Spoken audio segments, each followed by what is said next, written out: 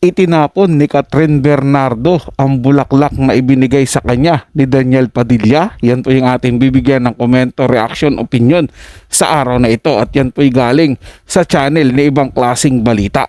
Ilalagay ko po yung link ng kanyang channel sa description para mabisita nyo po at masubscribe na rin. At sa mga bagong napadaan lang po dito sa ating channel, huwag nyo rin po sanang kalimutan na mag-subscribe. Hit nyo na rin po notification bell para lagi po kayong updated sa mga bago pang video na ating ilalabas. Share, like, and comment din po kayo mga tagapanood, atin yung babasahin at pupusuan. Muli po ako ang inyong lingkod, Tagapanood TV. Isang mapayapa at masaganang araw po sa ating lahat. Welcome back po dito sa ating YouTube channel at Facebook page. Huwag na natin patagalin to. Simulan na po natin ang ating reaction video sa araw na to mga tagapanood. Welcome back sa ating channel mga boss. Catherine Bernardo, tinapon nga ba ang bulaklak na ibinigay sa kanya ni Daniel Padilla nung dinalaw ito ng binata? At batikang showbiz insider at manager na si OG Diaz may nilinaw patungkol sa pagkikita ng Katniel. Panoorin at pakinggan ang buong detalye.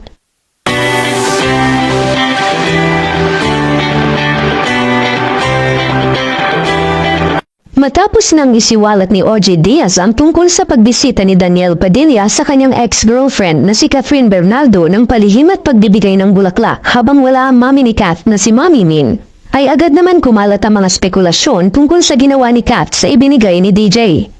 May mga balita kasi na after daw ng pag-uusap ng dalawa at pag-alis ni DJ pagkatapos bisitahin si Catherine Bernardo ay itinapon daw ni Kath ang bulaklak. Ayon pa sa ulat ay tinanggap naman daw ni Kath ang bulaklak bilang respeto na rin sa binata. Ngunit pag-alis daw ng kanyang ex ay itinapon niya ito. Ayon pa sa ulat mismong kay OG Diaz daw nanggaling ang naturang balita. Subalit sa kanyang naiulat ay wala naman siyang nabanggit. Duda tuloy ng karamihan baka sa iba ito nanggaling o kaya naman baka sa mga fans ni Kath na ayaw na kay Daniel Padilla. Samantala, nilinaw naman kamakailan ni OG ang ilang bagay tungkol sa sinabi ng kanyang source patungkol kina Catherine Bernardo at Daniel Padilla.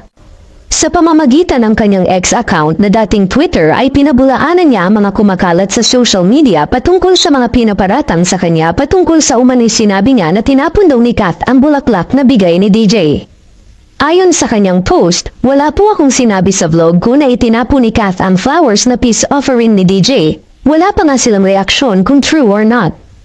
Higit pa rito, sinabihan ni OG ang mga netizen na hayaan na pareho sina Catherine at Daniel na itanggi ang balita kung ganoon na. Aniya, hayaan niyo silang mag-deny sa dressing room moment, wag kayo.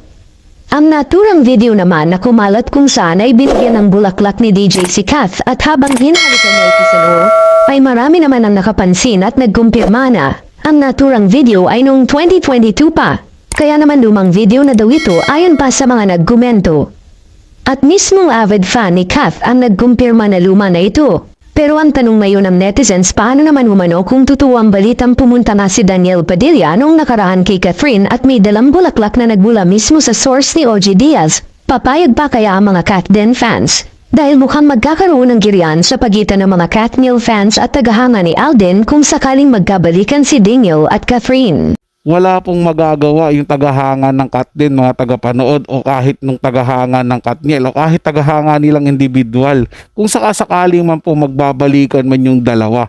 Kasi choice po nilang dalawa yan mga tagapanood eh. Choice po yan ni Catherine Bernardo, choice din po yan ni Daniel Padilla. Siyempre, ang hirap po kasi itapon nung mahabang samahan nila sa totoo lang po mga tagapanood. Kasi biruin mo, simula bata pa sila, wala pang kamuwang-muwang sa mundo. Naging magkakilala, naging magkaibigan.